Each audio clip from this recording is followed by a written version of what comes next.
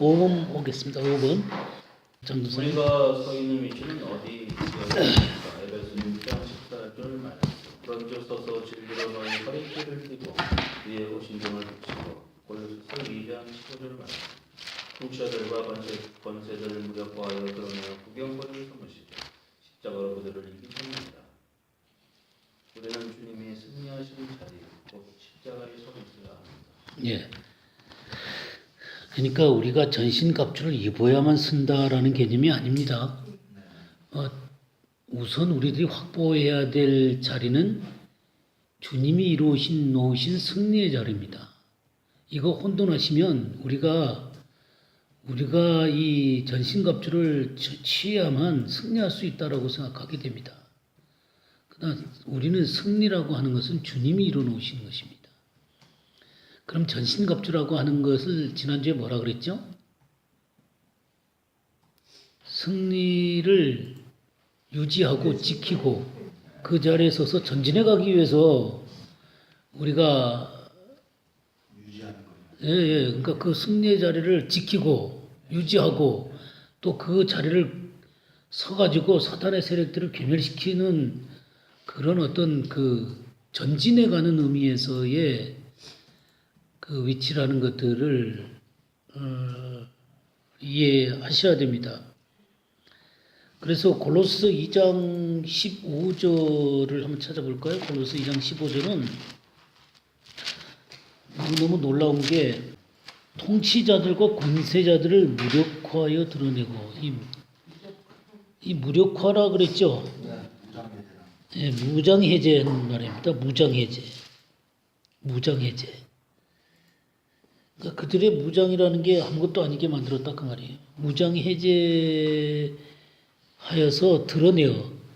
드러내어 구경거리로 삼으시고 구경거리라고 하는 것은 포로가 되어진 상태로 구경거리가 되어지는 것입니다. 그러니까 주님은 완전 무결하게 승리를 해놓으신 것입니다. 주님에게 완전 무결한 승리예요. 십자가로 승리하셨느니라 그랬죠. 그래서 완전 무결한 승리다. 그래서 우리는 한 걸음도 물러서서는 안 됩니다.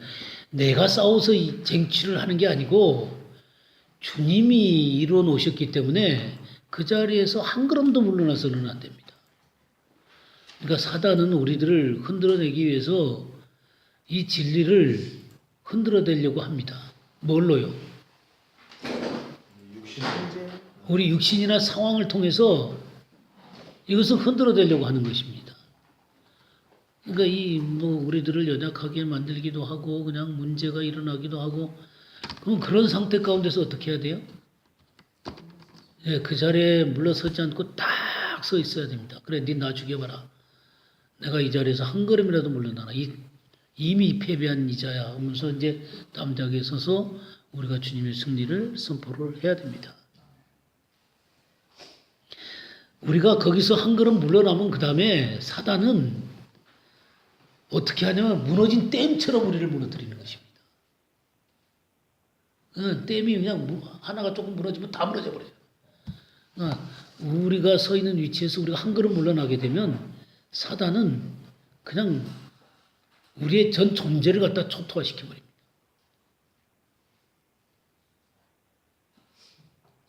절대로 그 자리에 서 있어야 됩니다.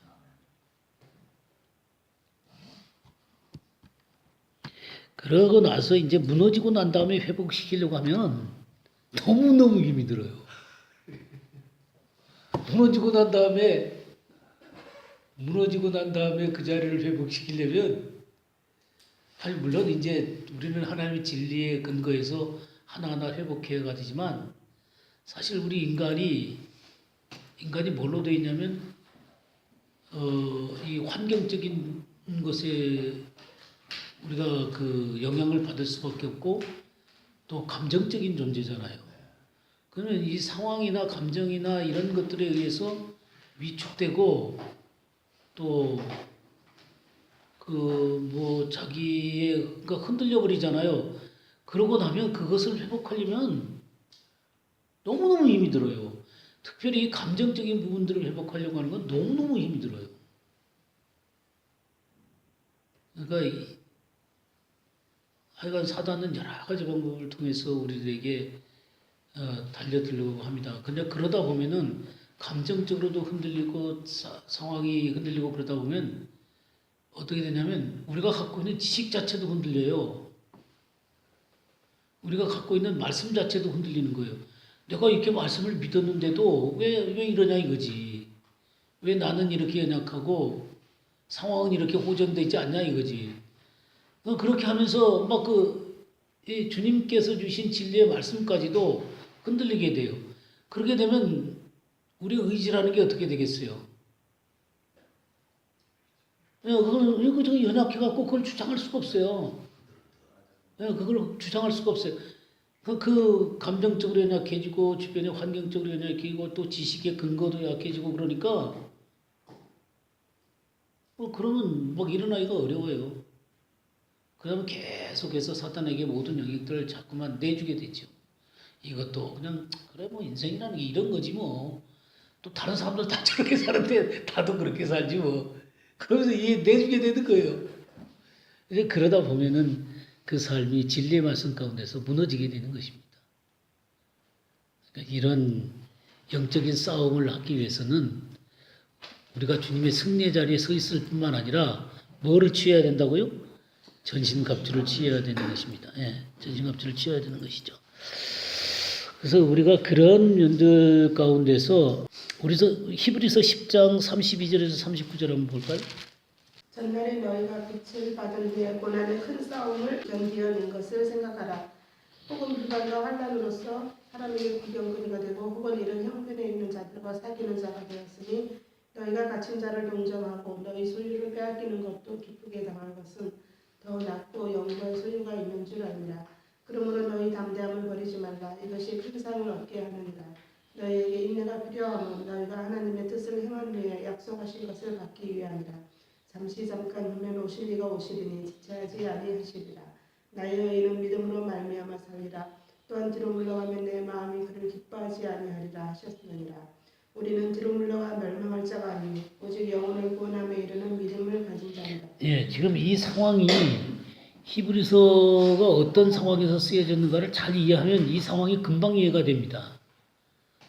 그러니까 지금 히브리서는 히브리인들을 위해서 쓴 거거든요. 이제 이스라엘 사람들을 위해서 쓴 거예요.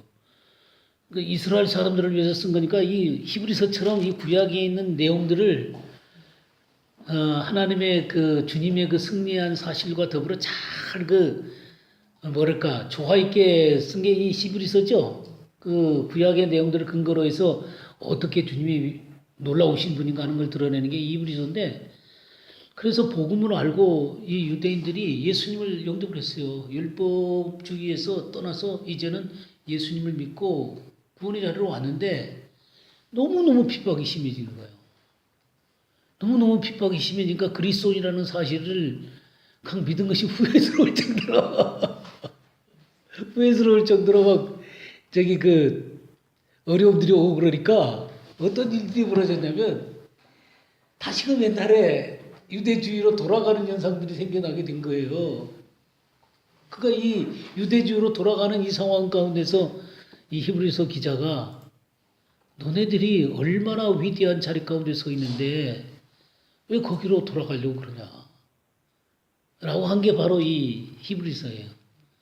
그러니까 주님이 얼마나 위대하신 분인가, 주님이 이뤄놓으신 것이 얼마나 놀라운 우리들에게 승리의 자리인가 하는 것들을 쭉 설명하고 있는 게 이 히브리서예요.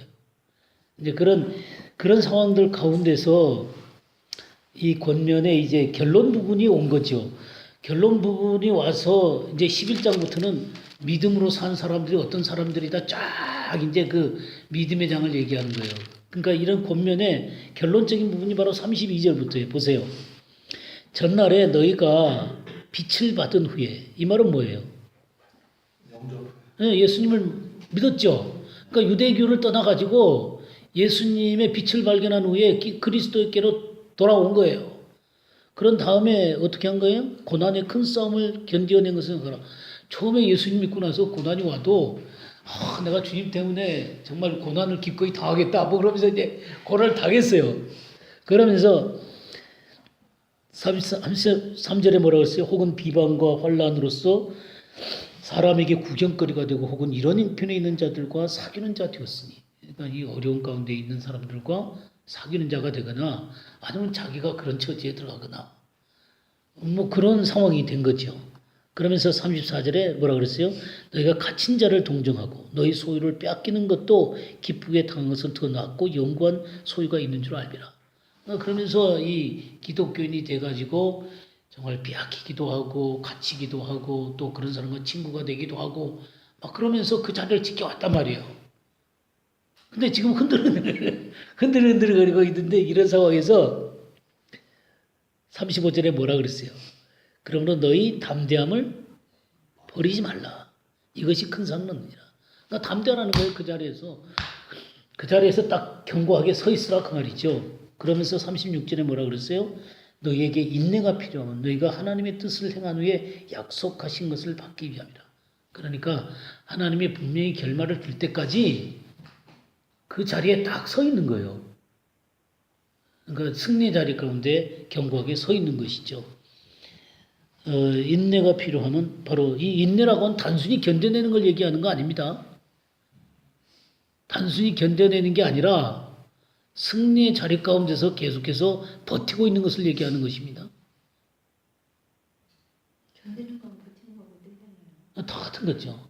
그러니까 승리의 자리에서 견뎌내는 거죠. 아, 그냥 단순히. 단순히 이제 그냥 에이 뭐 저기 그 좀 참아야지 그러면서 참는 게 아니라 어디서 서 있어야 되냐면 승리의 자리 가운데서 서 있어야 된다 그 말이에요. 승리의 자리 가운데서. 왜냐하면 승리의 자리라고 하는 것은 이 환경을 쳐다보면은 그게 안 되거든요 쉽게. 근데 이 승리의 자리는 누가 만들어 놓은 거예요? 예수 그리스도가 만들어 놓으니까 그 자리에 딱 버티고 서 있어야 된단 말이에요. 주님이 만왕의 왕이시고 만주의 주이시고 사단의 머리를 박살을 내셨고 한 그 자리에 딱 서서 주님의 주권이 분명히 서실 거 아니에요. 주님의 주권이 드러나게 될 거 아니에요. 그런 드러나게 될 때까지 그 자리에 온갖 것들이 막 주변에 흘러가도 그 자리에 서 있어야 된다 이거죠. 그때 필요한 게 뭐예요? 인내가 필요한 거예요. 인내가. 그래서 그러나 37절에 뭐랬어요? 잠시 잠깐이면 오시리가 오시리니 지체하지 아니하시리라. 주님이 오신다는 거죠. 주님이 그 상황 가운데 오신다는 것이죠. 예? 주님이 그 상황 가운데 오세요. 그래서 그러면 우리 그리스도인들은 사는 방식이 뭐예요? 38절에 나의 의는 믿음으로 말미암아 살리라. 예. 그러니까 주님이 오신다는 믿음, 주님이 이미 승리하셨고 주님이 이 문제의 결론을 내실 것이라는 그 믿음 가운데 서 있어야 되는 거예요. 살리라. 또한 뒤로 물러가면 내 마음이 그렇게 기뻐하지 아니하리라. 그러니까 한 걸음도 물러나지 말라는 거예요. 물러나면 내 마음이 기뻐하지 않는다는 거예요. 주님이 이뤄놓으신 그 사건 속에서 우리 주님의 말씀과 주님의 승리의 자리 가운데서 한 걸음도 물러나서는 안 됩니다. 물러나면 그냥 그때부터 사단이 마음대로 일어나는 거예요. 자 보세요. 그래서 우리는 뒤로 물러가 멸망할 자가 아니요. 어디에서 물러나는 거예요? 뒤로 나는 건. 네, 승리의 자리에서 뒤로 물러가 멸망할 자가 아니요. 오직 영혼을 구원함에 이르는 믿음을 가진 자니라. 그럼 영혼을 구원함에 이르는 믿음을 가진 자라는 것은 다른 영혼을 구원하는 그런 얘기가 아니에요. 이 혼을 구원하는 얘기입니다. 우리의 혼을 구원하는 거예요. 그러니까 이 혼이라고 하는 것이 제일 이게 침해를 받기 쉬운 곳이에요. 왜 그러냐면 이 세상 지식으로 가득 차 있기 때문에 자꾸만 우리는 세상적인 방법을 갖고 모든 것을 판단하려고 그래요. 이 혼이라고 하는 게 벌써 내가 50년이면 50년의 세월 동안 이 세상 가운데서 배워왔던 게 혼이거든요. 그리고 사탄이 타락한 다음에 타락한 거란 말이에요. 전인적인 타락을 한 거란 말이에요. 그리고 이 타락한 이 혼이 이 세상의 지식을 받아들여가지고 하나님의 것과는 전혀 관계없는 이 혼적인 사고를 하는 거예요. 그러면 우리가 승리의 자리 가운데 서 있고 하나님의 말씀 가운데 전신갑주를 입게 되고 그렇게 되면요. 이 혼적인 것이 영적인 사고로 바뀌는 거예요. 그러니까 하나님의 말씀에 대한 사고로 바뀌는 거예요. 그러면서 이 혼이 하나님 앞에 바르게 설 수 있도록 정리가 되는 거예요. 이걸 보고 구원이라고 그러는 거예요. 이게 그러니까 구원을 이루라 그럴 때 이게 구원을 이루는 거예요. 혼적인 사고가 하나님의 말씀에 의해서 재정립되는 거예요. 그게 구원받는다 그러는 거예요. 우리가 구원을 받았다 그러잖아요. 이거 예수님을 믿었을 때 우리 영이 살아나는 거예요. 영이 살아났을 때 우리가 그거 구원받았다, 거듭났다 그러는 거예요. 그럼 성경에 구원을 이루라 그러잖아요. 구원을 이루라는 게 바로 이 영혼을 구원하는 거예요. 그래서 이 사탄에 의해서 흔들릴 수 있는 이 혼적인 세계가 하나님의 말씀에서 쫙 정리가 되는 거예요. 그리고 정리가 됐을 때 흔들리지 않게 되는 거죠. 그게 전신갑주를 입는 게 바로 그런 거예요. 그래서 그 구원의 자리 가운데 서서 담대하게 그 온전한 모습으로 서가야 되는 거죠. 그러니까 우리가 구원한다. 구원을 이루라 그러면 우리가 죄 짓지 않으려고 자꾸 그러려고 그래요. 죄 짓지 않으려고. 죄 짓지 않으려고 아무리 그래도요. 우리 혼적인 사고가 하나님 말씀 앞에 정리되지 않으면요. 자기도 모르게 다 타협해요. 세상적인 가치관과 방식에 의해서 다 움직일 수밖에 없어요. 그건 구원이라는 게 묘연한 거죠. 구원을 이루라. 근데 이게 하나님 말씀에서 전혀 정리가 안 됐는데, 이 혼적인 게 정리가 안 되는데 어떻게 승리의 삶을 살아요? 그냥 우리가 말씀은 말씀대로 놓고 생각은 생각대로 하고 결국 행동하는 것은 자기 의지로 행동하는 거예요. 자기 혼적인 사고로 행동하는 거예요. 자기 감정에 느껴지는 대로 하는 거예요. 그럼 어떻게 크리스찬의 영적인 삶을 살겠어요? 우리는 그런 방식으로 살지 않고 하나님의 뜻대로 순종하면서 살기로 결정한 사람들이란 말이에요. 성령을 따라 살기로 결정한 사람들이란 말이에요. 그리고 우리 안에 하나님의 본성인 성령께서 들어오셨잖아요. 생명의 성령의 법이 죄와 사망에서 우리를 해방했잖아요. 그러면 영을 따라 살아야죠. 근데 성령이 들어오셔서 하나님의 말씀 갖고 우리를 인도하려고 그러는데 우리는 계속해서 우리 혼적인 사고방식으로 내 계산특이고 내 방식 생각하고 그냥 세상적인 주판 알튀기 갖고 행동하는 거예요.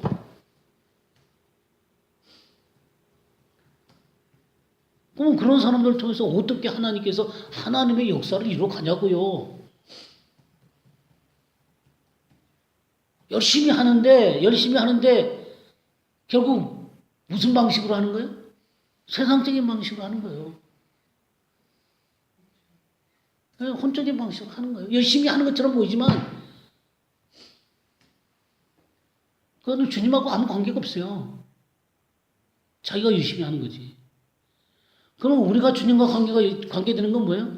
주님께서 인도하시는 대로 사는 거예요. 성령께서 인도하시는 대로 사는 거라고요. 내가 열심히 해드리는 게 아니라 하나님의 말씀과 성령이 이끄시는 대로 내가 주님을 섬기는 거예요. 이 차이 이해하시겠죠? 이 차이 이해하시죠? 이거 이해하셔야 돼요. 이런 걸 이해를 하지 못하면 온전한 영적인 사람이 안 돼요.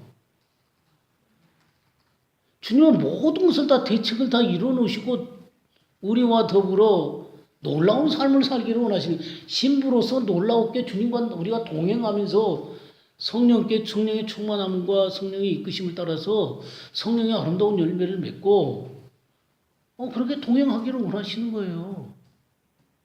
근데 이 영혼을 구원하려는 믿음을 가진 자인데 영혼은 하나도 바뀌지 않고 그 방식 그대로 갖고 있으면서 주님을 위해서 열심을 내는 거예요. 이 사람들이 제일 무서운 사람들이에요. 이런 거예요. 그러니까 이 절대로 물러나서는 안 돼요. 우리가 서 있는 위치. 우리 서 있는 위치. 이거는 완벽한 자리예요. 완벽한 자리. 완벽한 승리예요. 테텔레스타이라고 하는 이 말이 다 끝냈다는 거예요. 다 끝냈다. 주님이 끝냈다는 거예요. 그러니까 그게 종점이란 말이에요. 종점. 이 테텔레스타이라는 말이 종점이란 말이에요. 텔로스라는 단어고 이게 딱 종점이라는 말이에요.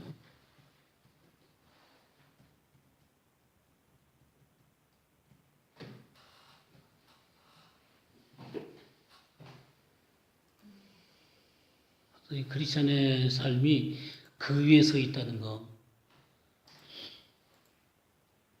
절대로 이것들을 그 위치에서 물러나서는 안 됩니다. 알았죠? 네. 뭐 한 기절만 더 보죠. 우리가 다 아는 기절이지만 히브리서 찾았으니까 히브리서 4장 12절 13절 한번 보겠어요.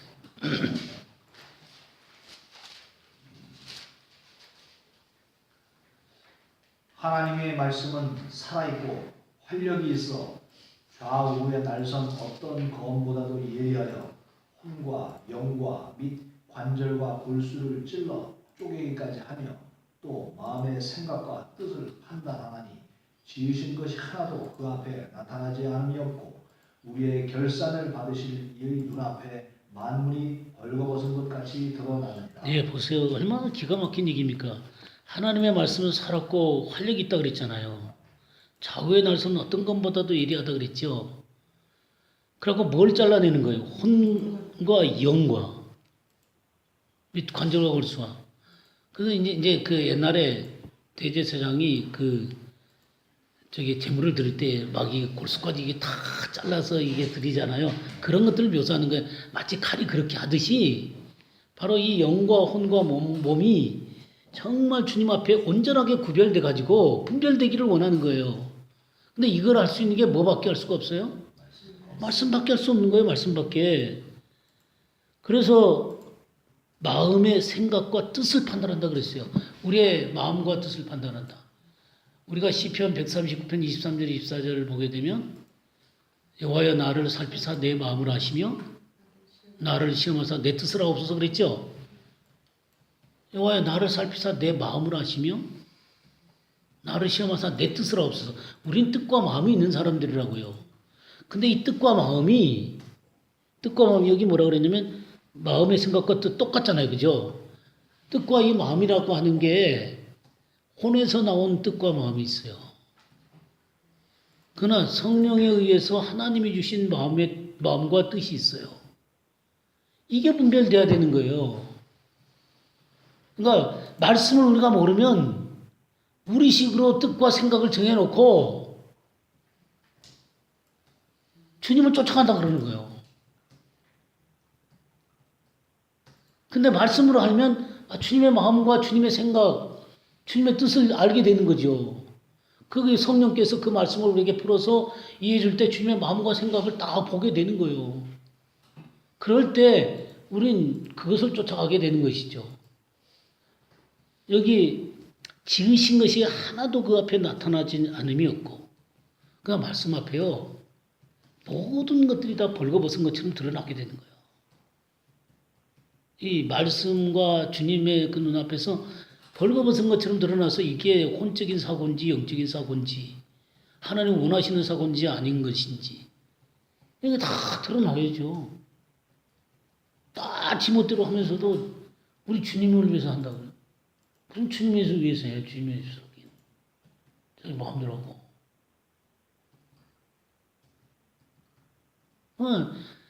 많은 사람들이 10년, 20년 교회를 다니면서도요. 주님께 순종하고 주님의 뜻을 쫓는다는 게 뭔지를 몰라요. 마음의 변화를 받아서 하나님의 선하시고 기뻐하시고 온전한 뜻이 무엇이니 분별을 해야 되는데 내 마음은 혼적인 마음 그대로예요. 혼적인 뜻 그대로예요. 그러면 10년, 20년 그렇게 살아보세요. 어떤 사람이겠어요? 자기가 주장하는 사람이지 성령에서 이끄는 사람이 아니고 주님에 의해서 움직여지는 사람이 아니에요. 그래 고집스러운 사람을 주님이 어떻게 써요?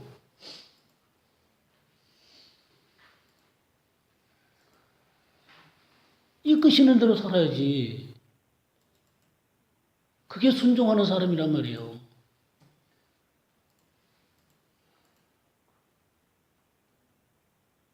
그러니까 이 순종하는 사람이 되고 정말 그 영에 의해서 이끌림을 받는 사람들은 이 하나님의 말씀 위에 선다는 게 너무너무 중요해요. 한국교회에서 가르친 게 그거예요. 열심을 내서. 열심을 내서 주님 섬기도록 한 거예요. 열심을 했는데 하나님의 영에서 움직이는 사람이 아니니까 영적인 사람을 보기가 어려워요. 열심을 내는 사람들은 많은데 밝고 영이 깨끗하고 정말 그 하나님의 성령에 의해서 이끌린 영적인 사람을 보기가 참 드물어요. 그건 다 드러나거든요, 그런 사람들은. 목사님도 영적으로 해야 되고 또 목사님의 가르침을 통해서 성도들이 그런 것들을 깨우침을 받아야 돼요. 그 깨우침을 받아야 돼요. 그래서 성령에 의해서 이끌리는 교회가 되어야만 그게 그리스도의 몸이죠. 그게 그리스도의 몸이에요.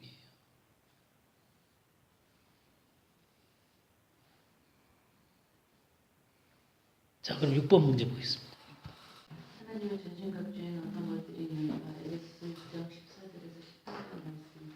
그런즉 서서 죄로 너의 허리띠를 띠고 의에 오신 영을 입고 평안의 복음이 준비한 것으로 신고 모든 것 위에 믿음의 방패를 가지고 이로써 이 악한 자의 모든 불화살을 소멸하고 구원의 투구와 성령의 검 곧 하나님의 말씀을 가지라.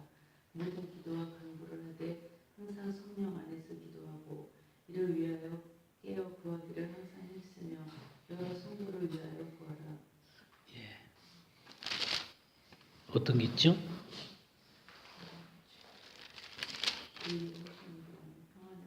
이 진리의 허리띠, 의의 호심경, 평안의 복음에 준비한 것으로 신을 신고 믿음의 방패, 구원의 투구, 성령의 검, 그리고 모든 기도와 간구. 그런 것들이 하나님의 전신갑주죠. 여기 진리의 허리띠가 나오죠. 진리의 허리띠. 진리의 허리띠가 이 진리의 허리띠예요. 이 허리띠 여기 딱 그 몸을 받치는 거잖아요. 그러니까 이거는 하나님의 진리의 전체적인 구조를 이해하고 있어야 돼요. 딱 우리를 받치고 있어요. 이 전체적인 구조가 이해가 돼 있어야 돼요. 그러니까 온전한 사람이 되면 부분적으로 알던 것이 온전하게 되는 거잖아요. 그러니까 우리가 온전이라는 말을 두려워해서는 안 돼요.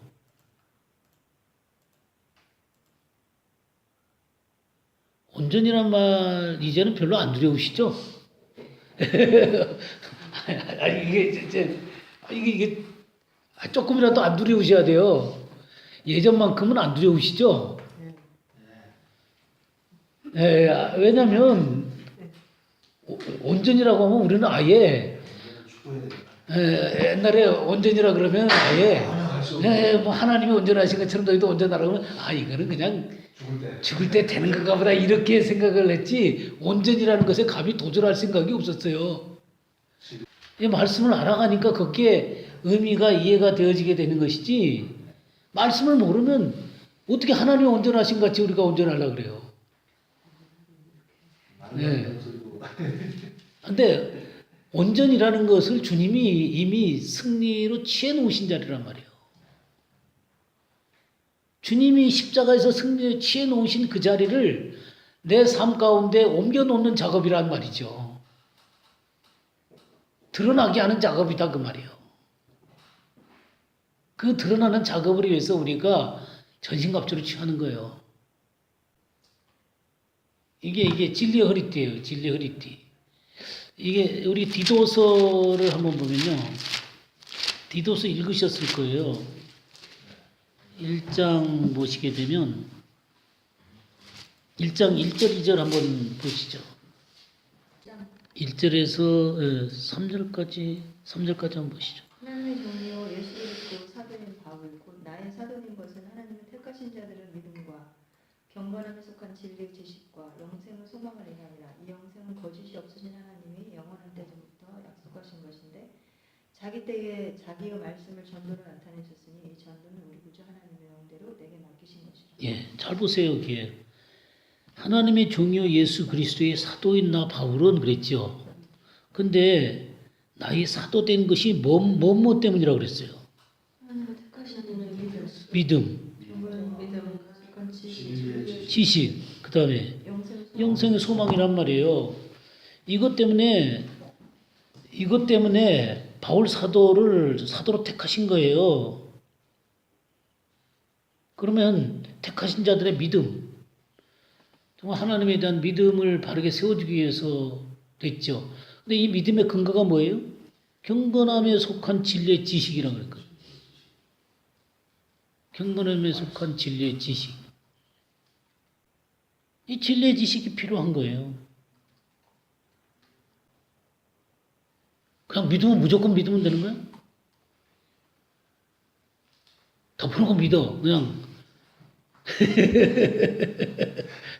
무조건 믿어. 그것도 필요하지만 너무 어린 것 같습니다. 뭘 믿는데? 하나님 말씀을 믿는 거잖아요. 동사는 목적격이 있어야 돼. 예, 그 말씀을 믿는 거잖아요. 예, 말씀을 믿어야지. 진리의 말씀을 믿어야지. 그럼 진리를 알아야지. 이 진리의 지식을 알아야 되는 거예요. 거기서 나온 소망이 있어야 돼. 영생의 소망이 거기서 오는 거예요. 이게 전부 다 말씀에서 오는 거죠. 그래서 하나님이 영원 전부터 약속하신 것이라고 그랬잖아요. 영원 전부터 약속한 게 뭐예요? 말씀이에요. 그래서 이것을 하기 위해서 바울 사도가 뭐예요? 자기의 말씀을 전도로 나타내셨다고 그랬어요. 이 프리칭이죠. 하나님의 말씀을 프리칭하는 거예요. 그래서 이 하나님이 명하신 대로 내게 맡기신 이 전도라고 하는 게 말씀을 선포하는 걸 얘기하는 거예요. 예, 전도가 프리칭이에요. 예, 프리칭. 그러니까 이게 본래 뜻이 프리칭이에요. 예, 그러니까 이벤젤라이징이 아니라 프리칭이에요. 그러니까 여기서 쓰는 전도라는 단어가 프리칭이라는 말이에요. 말씀 선포를 얘기하는 거예요. 그러니까 이런 번역들이 이게 전도가 중요하지 않다는 게 아니라 그냥 이렇게 해놓으면 전도하는 걸로 자꾸 우리가 생각을 하는데 말씀 선포를 얘기하는 거예요. 이렇게 진리의 지식을 가지고 있어야 됩니다. 진리의 지식을. 사도행전 28장 23절도 한번 볼까요? 그들이 날짜를 정하고 그가 유숙하는 집에 많이 오니 바울이 아침부터 저녁까지 강론하여 하나님의 나라를 증언하고 모세의 율법과 선지자의 말을 가지고 예수에 대하여 권하더라. 예. 지금 바울 사도가 뭘 갖고 권했어요? 네, 모세의 율법과 선지자의 말. 그걸 뭐예요? 구약 말씀이죠. 이 구약 말씀을 갖고 쭉 강론을 하는 거예요. 하나님 나라를 증언하고 예수님에 대해서 얘기하는 거예요. 그러니까 이게 진리의 허리띠가 있어야지 이런 걸 하죠. 그렇죠. 구약부터 쭉 이해한 하나님의 말씀을 강론을 하는 거예요.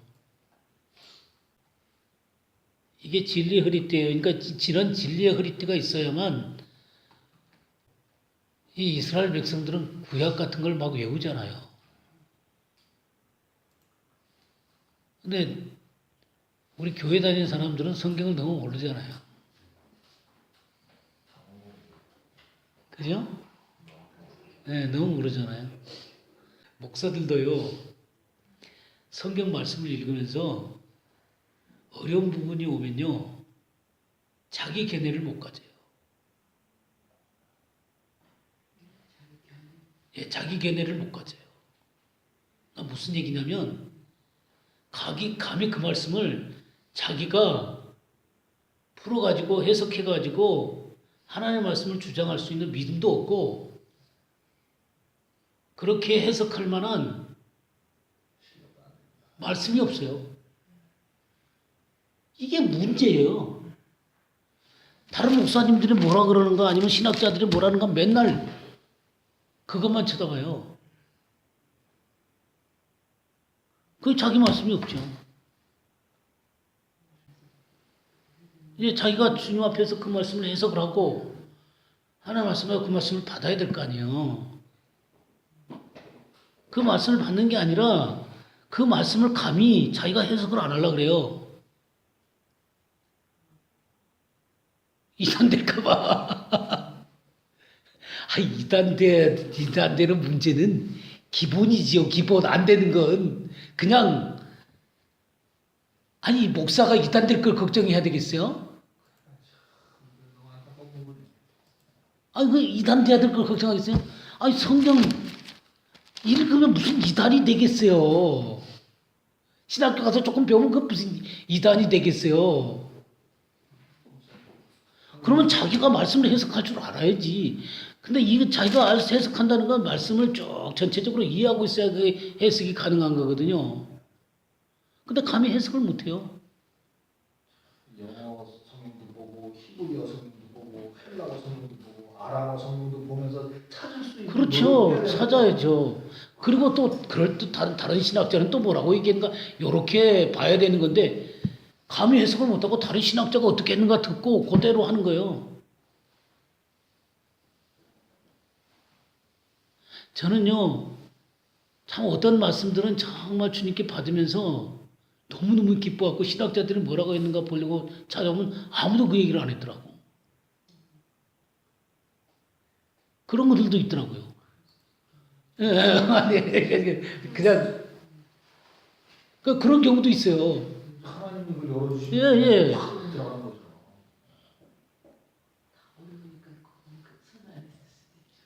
그러니까 그런 어떤 이 진리의 허리띠가 갖춰져 있어야 돼요. 그러니까 하나님 그리고 성령이 친히 가르쳐 주신다는 그 말씀도 안 믿는 거죠. 그렇죠. 말씀도 배경이 약하기도 하고. 모든 것을 생각나게 한다 그랬잖아요. 모든 것을 생각나게 한다. 모든 것을 가르치고 모든 것을 생각나게 하신다.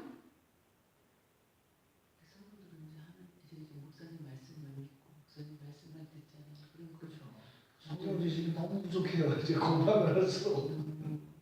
감히 이게 주장하기가 어려운 거죠. 그러니까 그냥 공인된 말씀들만 갖고 하는 거예요. 공인된 말씀만 갖고 하는 거예요. 맞아요. 본문이 다양하게 안 나가거든요. 공인된 말씀만 갖고 근데 그러다 보면 성도들이 저 목사님이 그 다음에 뭘지 알아. 감이 잡혀 오래되니. 오늘 무슨 말씀 하겠구나.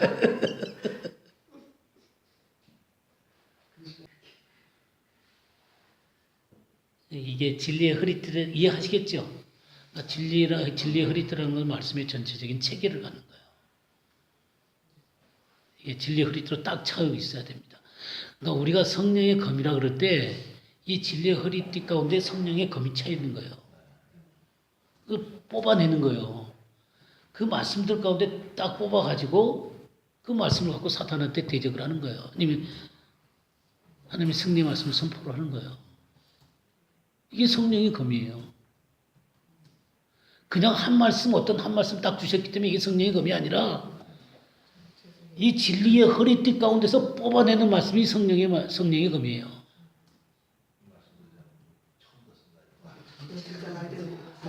진리에서 말씀 꺼내야지. 창세기부터 혼자서 그 요한계시록까지 하나님 말씀하신 전체적인 세계 구분을 속에서 속에서 딱 그래. 하나님의 마음 속에서 나오는 검을 뽑아야 되는 그렇죠. 이게 뭐 그냥 하나 딱 갖고 있는 영걸로 그 예수님이 신명기의 말씀 갖고 말씀 저기 떡으로만 살 것이 아니라 말씀으로 살 것이다 그 말씀을 그때 딱 받았어요. 이미 말씀으로 속에 천지를 있는 창조하시는 말씀. 것이죠. 이 신명기가 딱 가득 들어 있잖아요. 그러니까 딱 사단이 그러니까 딱 말씀을 봐갖고 사람이 떡으로만 살 것이 아니요 하나님의 말씀으로만 살 것이다. 그 말씀을 딱 뽑아갖고 선포하잖아요. 이 진리의 허리띠가 있어야 되는 거예요. 거기서 말씀의 검이 나오는 거예요.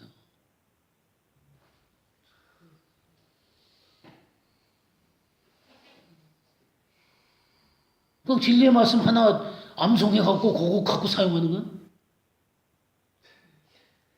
그것도 각기 문맥에 따라서 그렇죠. 다른 얘기를 하면 그렇죠. 시작은 약하나 나중에 창가는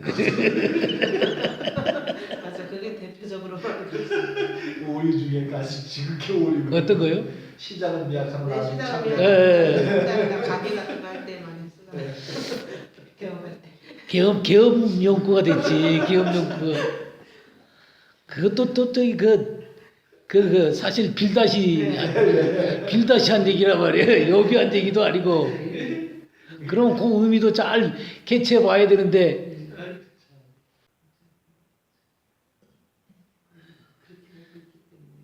그게 이제 진리의 허리띠죠. 진리의 허리띠고 그다음에 의의 호심령이라고 했잖아요. 의의 호심령이라는 게 뭐예요? 이 가슴에 이렇게 딱 그 군인들 이렇게 딱 그 하면 로마 군인들 하면 딱 이 가슴에 갑옷처럼 있는 거 있잖아요. 그게 의의 호심경이에요. 옛날에는 무슨 말로 써 있었죠? 이 흉배, 호심. 예, 맞아요, 흉배. 본인들은 아주 방탄조끼입니다. 방탄조끼. 오늘날로 하면 방탄조끼. 중요한 거지. 예, 방탄조끼는 뭐를 보호하는 거예요? 심장보다. 예, 심장하고 폐하고 이 내부를 보호하는 거죠. 예, 이 내부를 보호하는 거예요. 이 내부를 보호하려면 정죄를 안 받아야 돼요. 내부를 보호하려면 정죄를 안 받으려면 뭐가 있어야 되겠어요? 의가 있어야 되는 거예요. 의. 예, 의의 호심경이라고 했잖아요. 의의 호심경.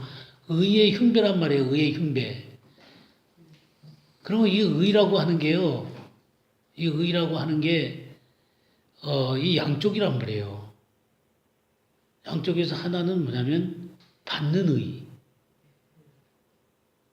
또 하나는 삶으로 나오는 의.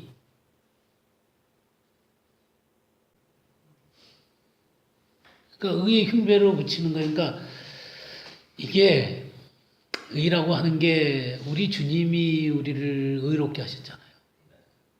그래서 먼저는 사실 이 양쪽이 아니라 기본이 양쪽이라기보다는 기본이 뭐여야 되냐면 그리스도의 의, 그러니까 하나님의 의가 되는 게 먼저 중요해요.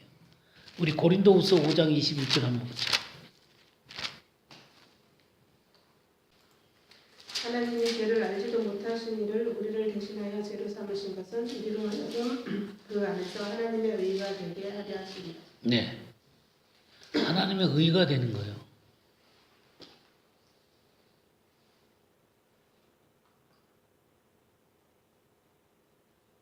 우리가 하나님의 의라고 그랬어요. 그러니까 먼저 내가 하나님의 의다라고 하는 것을 잘 아는 게 중요해요. 그래서 이 하나님의 의가 됐다라고 하는 얘기는 내 전체가 하나님의 의가 된 겁니다. 부부만 하나님의 의가 된 게 아니에요.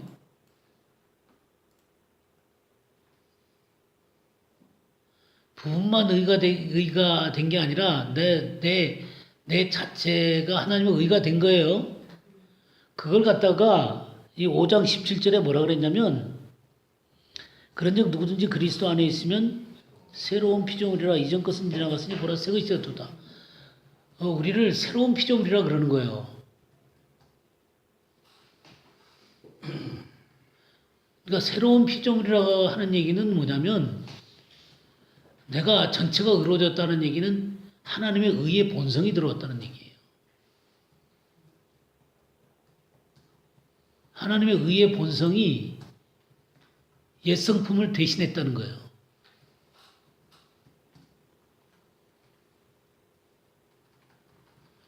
우리가 그리스도를 알기 전에 우리들이 옛사람이었죠.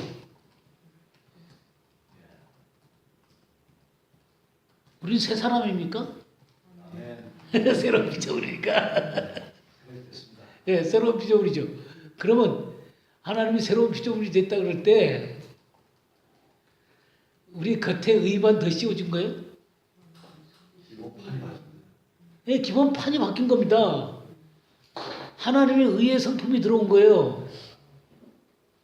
하나님의 의의 본성이 들어온 거예요.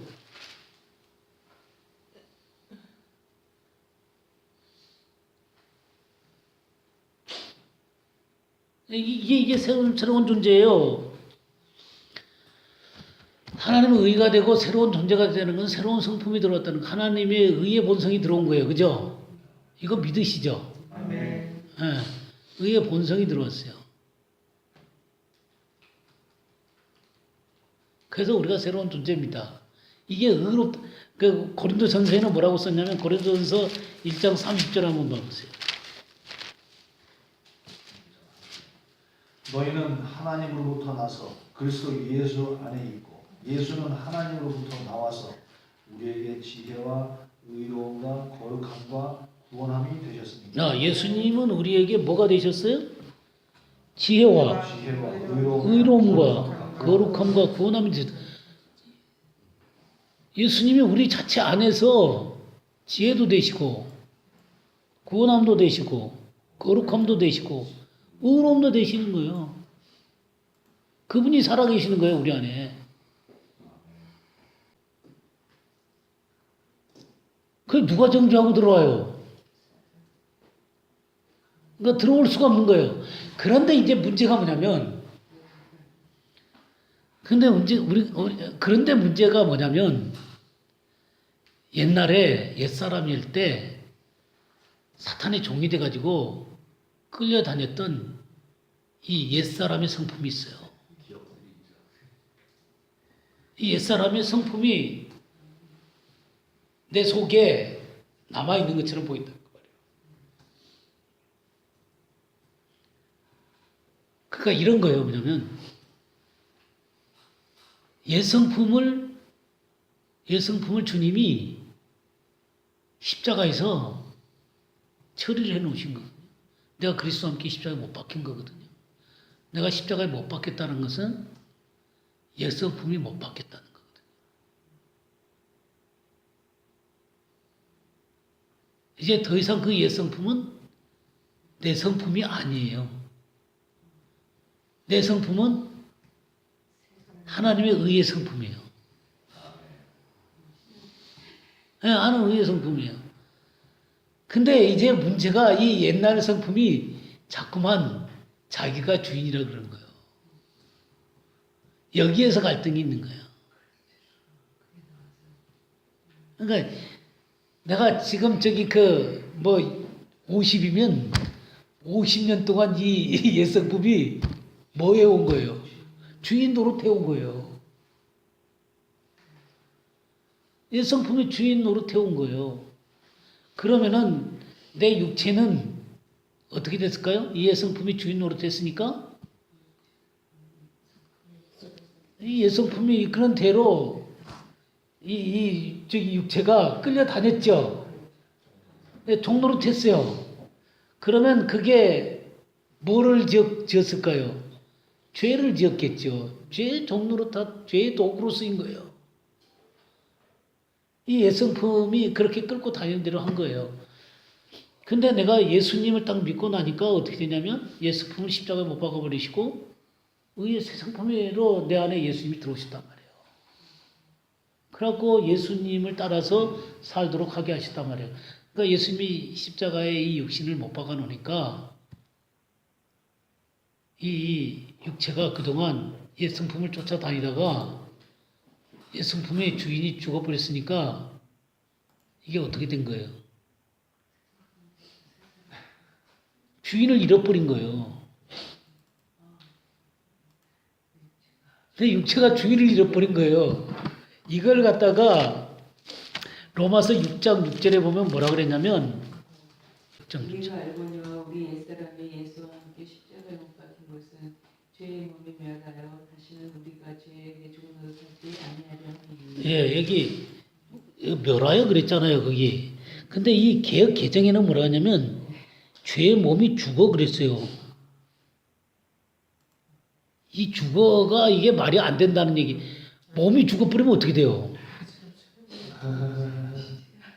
시체가 되는 거예요, 시체. 예, 예, 그 영어 디스트로이가 됐고요. 예, 우리의 몸이 예, 어쨌든 간에 이 디스트로이 done away with. 그러니까 이게 done away with가 죽었다. 이 죽었다는 표현이 아니에요. 그러니까 멸했다는 말이 맞거든요. destroy. 그런 의미들이 맞는데 이런 의미는 뭐냐면 이제 실직이 됐다 그 말이에요. 저기 그 주인을 잃어버렸단 말이에요. 그 어찌할 바를 모르는 존재가 됐다는 거예요. 이 육체가. 그동안 죄를 범하도록 이렇게 돼 있었는데 그래서 이제는 이 육체를 누구한테 드리라고요? 하나님께 드리란 말이에요. 그러니까 이 새로운 성품 대신 하나님 앞에 드려서 의의 병기로 쓰이도록 하게 하라는 거죠. 그래서 이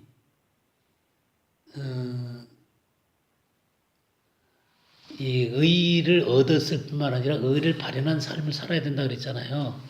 그게 뭐냐면 이 의의 본성이신 주님을 따라 사는 삶을 얘기하는 거예요. 이 전신갑주를 입고 의의 본성 대신 그 하나님의 의의 본성을 따라서 사는 존재가 되게 된 거예요. 그래서 의가 드러나는 삶이 되는 거예요. 의를 얻었을 뿐만 아니라 의를 드러나는 삶을 사는 거죠.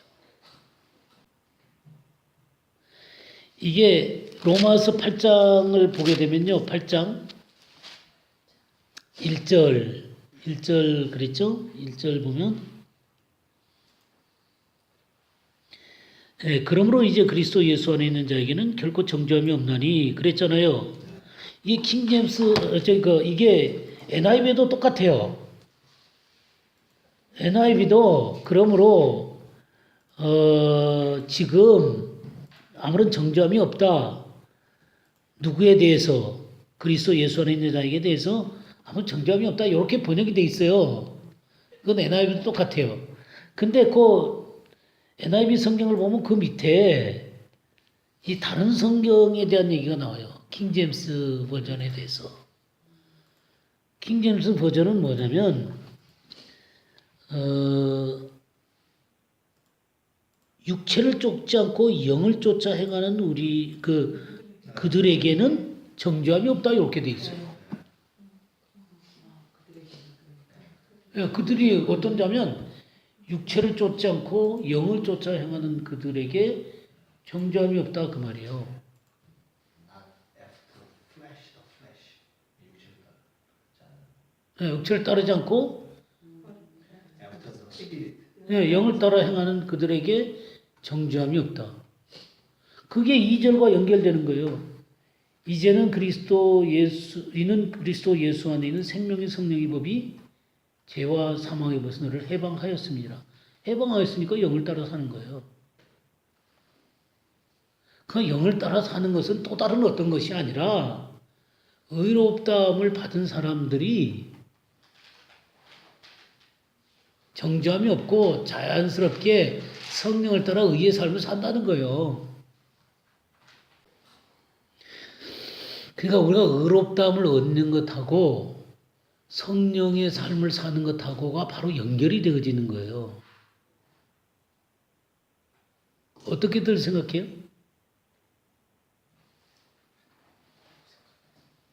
맞다고 생각. 예, 맞다고 생각하죠. 그걸 분리하면 안 되는 거예요.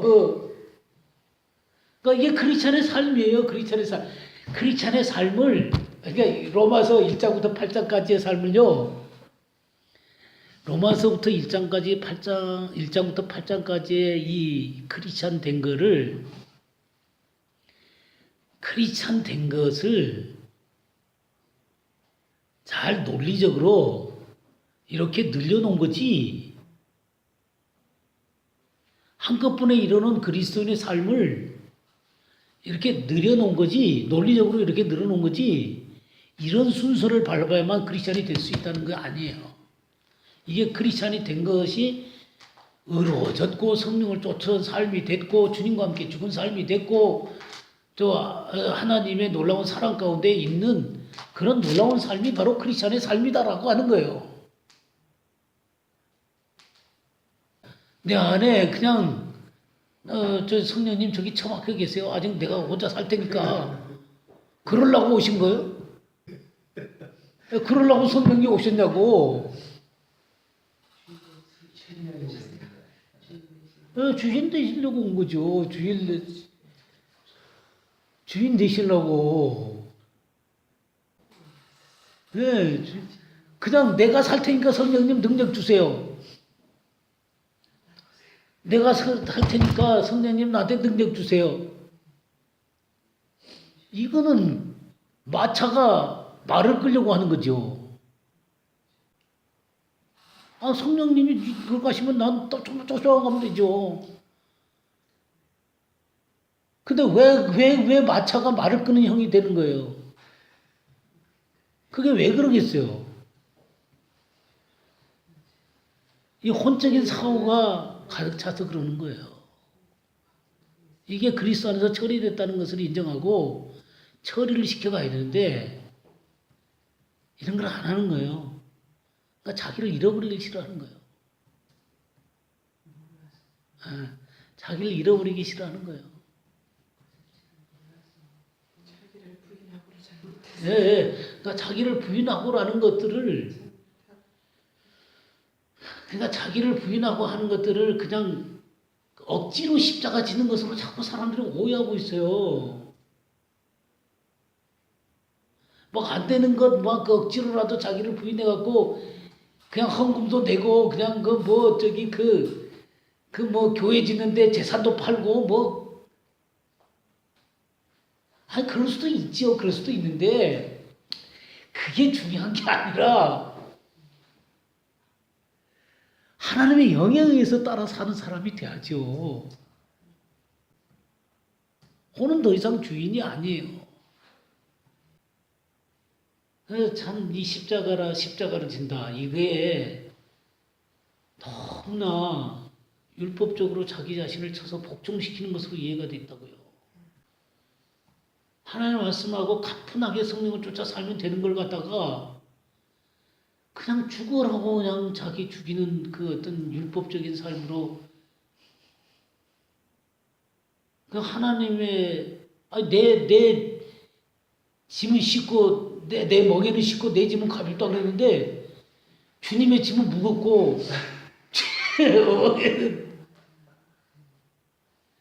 너무나 힘들어가 돼버렸단 말이에요.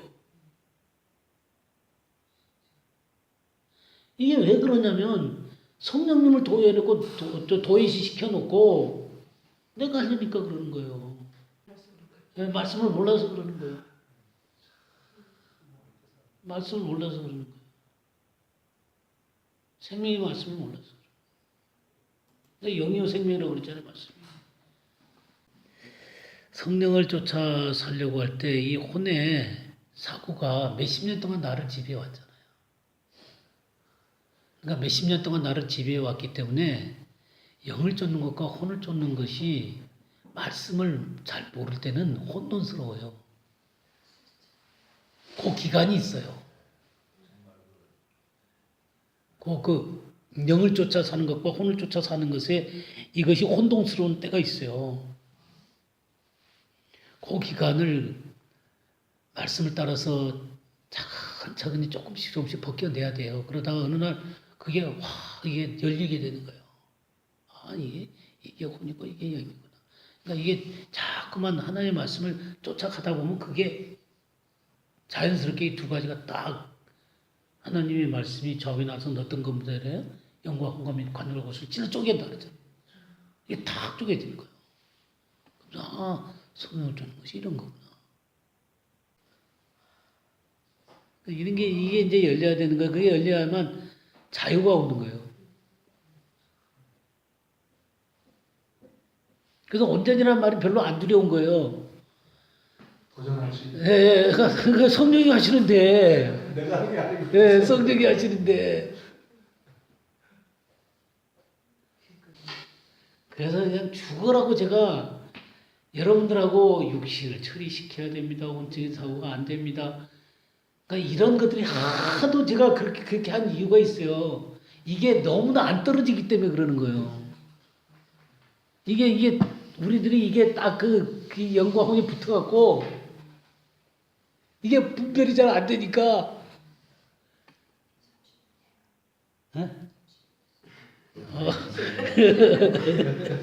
예, 요것만 간단하게 빨리 합시다. 그 다음에 평안의 복음에 예비한 신발 그랬죠. 우리의 복음은 평안의 복음이죠.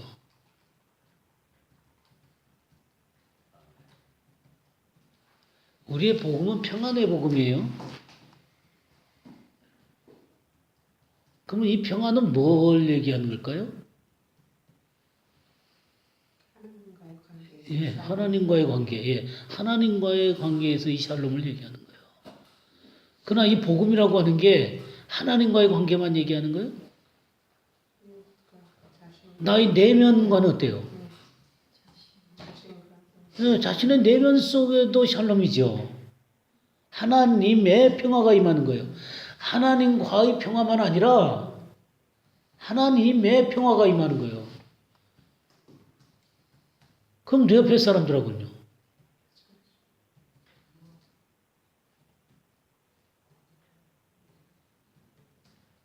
우리가 평안에 매는 줄로 하나가 된다 그랬죠. 평안에 매는 줄로 하나가 되는 거예요. 이게 복음이죠. 그럼 평안에 매는 줄로 하나가 되려면 어떻게 해야 되겠어요?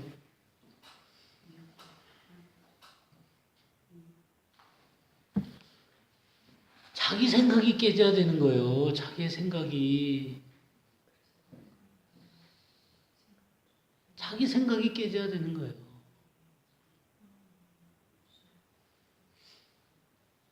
그 자기 생각을 하고 있으면 어떡해요? 그냥 모래알들이 모이는 건 모래알들이 모이면 모래알이지. 이게 무슨 저기 한 소재는 어떻게 된 거예요? 다 돼가지고 이게 하나가 됐을 때 소재의 떡이 되는 거예요. 주님 앞에. 이게 교회란 말이에요. 근데 알갱이들은 다 돼 있어. 그러면 그건 교회가 아니에요.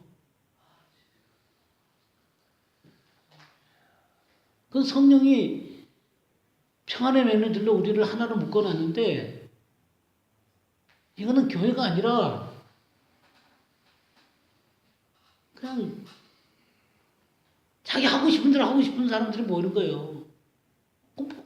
뭐예요 그거? 아무것도 아니지. 신발 속에 오래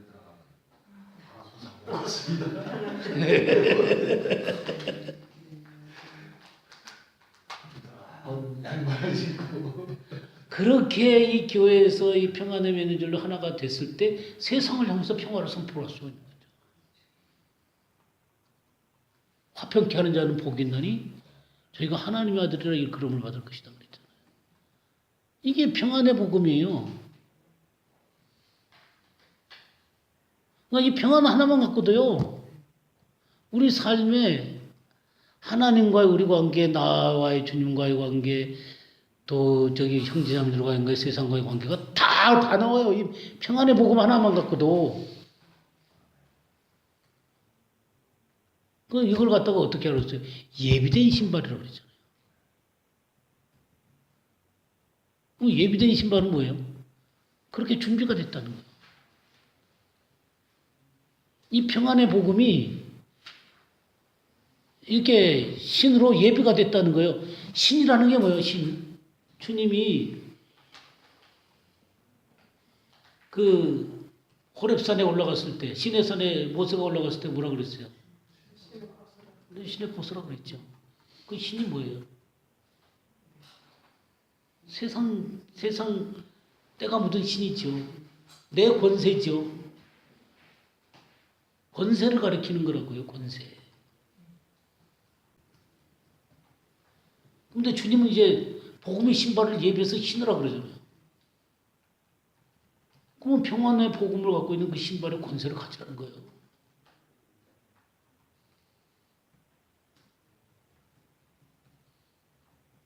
권세를 갖고 세상을 밟으라는 거예요.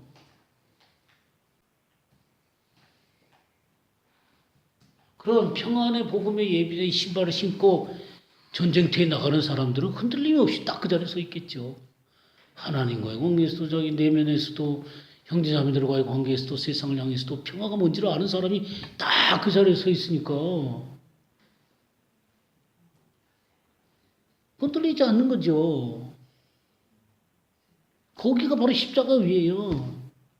주님이 승리한 십자가 위에.